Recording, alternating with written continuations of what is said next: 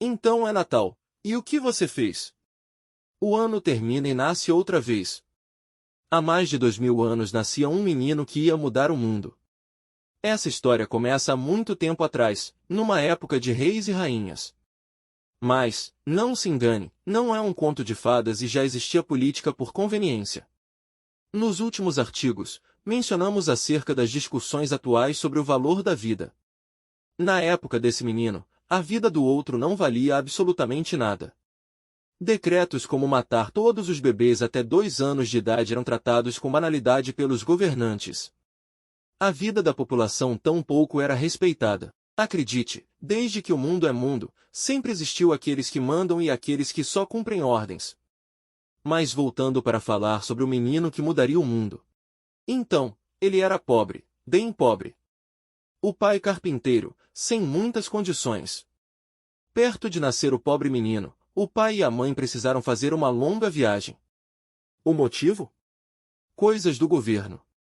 Nada que não estejamos habituados nos dias de hoje. Chegando na cidade, não havia mais hospedarias com vagas. O único lugar cedido foi um estábulo. O jeito foi acomodar a grávida prestes a dar à luz em meio aos animais. Mas de repente, começam as contrações, a aflição e as dores de parto. Não tem para onde ir. Então, um choro é ouvido. Uma estrela passa. Pastores que estavam próximos chegam para ver o que está acontecendo. Um anjo falou com eles.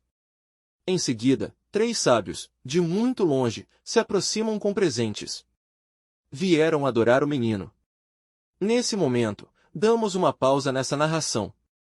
Um filho de carpinteiro e de uma mulher que ninguém nunca ouviu falar nasce em um estábulo e em seguida aparecem pessoas para o visitar que eles nunca tinham visto antes na vida? É isso mesmo? Sim. Quando contamos essa história e muitas outras sobre a vida desse menino, depois jovem e homem, é comum causar espanto e certo viés de incredulidade. Mas o que toda essa história tem para nos ensinar? Primeiramente, a preservação da vida vale qualquer esforço. Segundo, não podemos esperar que o Estado esteja preservando o dom da vida. Terceiro, os anos passam e o ser humano continua cometendo as mesmas atrocidades para se manter no poder.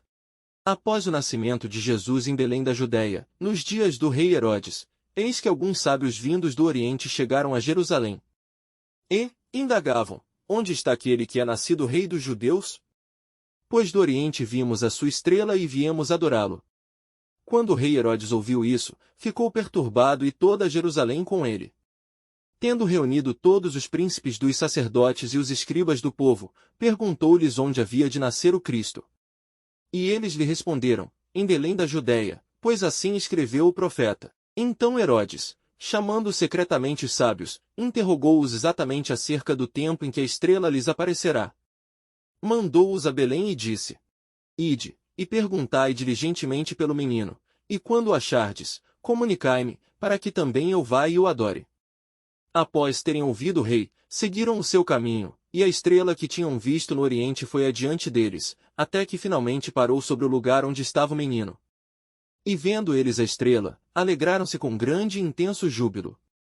Ao entrarem no local, encontraram o menino com Maria, sua mãe, e prostrando-se o adoraram. Então abriram seus tesouros e lhe ofertaram presentes, ouro, incenso e mirra, e, sendo por divina revelação avisados em sonhos para que não voltassem para junto de Herodes, retornaram para sua terra, por outro caminho. Esse menino seria chamado de Jesus, o Cristo. A mensagem de Jesus sempre foi revolucionária, já falamos disto antes. Jesus sempre foi uma figura ousada para qualquer época da história da humanidade. Enquanto, bebê foi perseguido e procurado para ser morto. Repare que um homem poderoso se viu ameaçado por um recém-nascido. Talvez, alguns governantes do nosso tempo também se sintam ameaçados por bebês quando pensam em liberar o aborto. Não há explicação lógica para tal crime.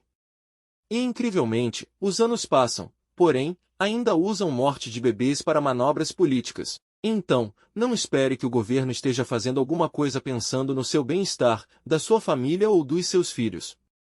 A intenção é se manter no poder custe o que custar. Continuando nossa história.